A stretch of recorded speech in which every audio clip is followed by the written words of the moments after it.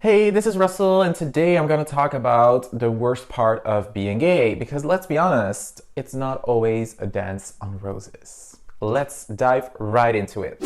So, the first disadvantage that we come across is basically the whole coming out process. If you're straight, you don't have to tell your parents, but then if you identify as LGBTQ, then, well, people kind of expect of you that you come out. I think it's also kind of necessary to come out at some point, like not to all people, of course, because it's a very private choice.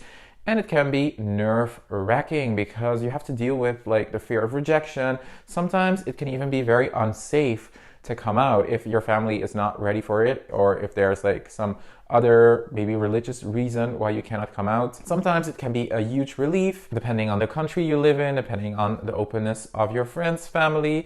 It is not an easy topic, and I'll make another video more in depth about coming out because I think it is very challenging. Then the second less fun part of the gay community is discrimination and beauty standards. So it's not only from the outside that there is discrimination, like when it comes to laws in different countries, or people that just don't like the fact that you're gay or that you're lesbian or trans. It doesn't stop there, because within the LGBTQ community, there's also a lot of discrimination. There's a very big emphasis on looks. We're talking six packs, perfect jaws, and an endless parade of fashion. It sometimes feels like living in a magazine where everyone is airbrushed to perfection. And this pressure can definitely lead to self-doubt and unrealistic expectations, or even feeling rejected, or feeling that you do not belong to the community because you don't have a certain type of body. And then representation, or more accurately, the lack of it. It's like searching for a needle in a haystack, whether it is in the media,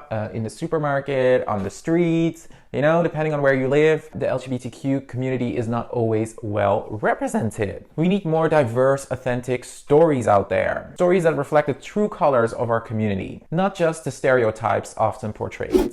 Then the hookup culture, it's like ordering something on Uber Eats. You can get anyone in any size right away at your doorstep. And sure, there could be fun and casual meetups, but where's the depth? Where's the conversation about feelings, respect, and boundaries? I don't really like the whole hookup thing. I remember when I first came out, when I was like 19, when I first lived on my own in Brussels, and I downloaded Grindr, and I was like, oh my god, it's so cool because there's so many guys, and there's probably so many guys that, you know, want to meet me and want to have a coffee and get to know each other, and then, you know, like have a beautiful love story. But then it wasn't like that. Like most people, they don't want to have a coffee, they don't want to talk to you, they don't want to get to know you, they just want to fuck you. So yeah, is that something, well, you can have a lot of opinions about it. Like I identify more as demisexual, which means that you need some sort of connection with someone, some emotional connection. I mean, you don't need to be in love with someone to have sex with them. But I mean, I feel that I need that. Like I need a conversation. I need to know the person. I need to like the person to be able to, you know, have sex.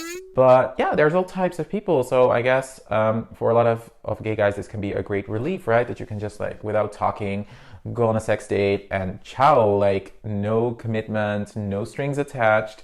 So yeah, this can be a pro or con, like depending on how you see it and in like at what stage you are in your journey. Then we're almost there. Now let's get real about the gay party scene. The music, the dancing, wow, it's all exhilarating. But often there's a darker side to it. Alcohol and drug abuse. It's a coping mechanism for some and a way to fit in for others. And then when the party is over, the loneliness hits hard. Not everyone feels comfortable in these shirtless, high energy scenes, and that's perfectly okay. And then there's the issue of superficial friends. You know, the party buddies who are there for the good times, but vanish when the music stops. True friendship is about being there through thick and thin. And every one of us can play a part in that, right? So these were some of the tougher aspects of being gay. It's of course not all grim. Remember that. There are also beautiful parts of being gay. And that's why you're here. You probably want to know more about how to have healthier relationships, healthier friendships. So if you're into that, don't forget to subscribe and hit that bell button if you want to get notifications when I publish a new video. Stay strong, stay true, and see you next time. Thank you so much. Bye-bye.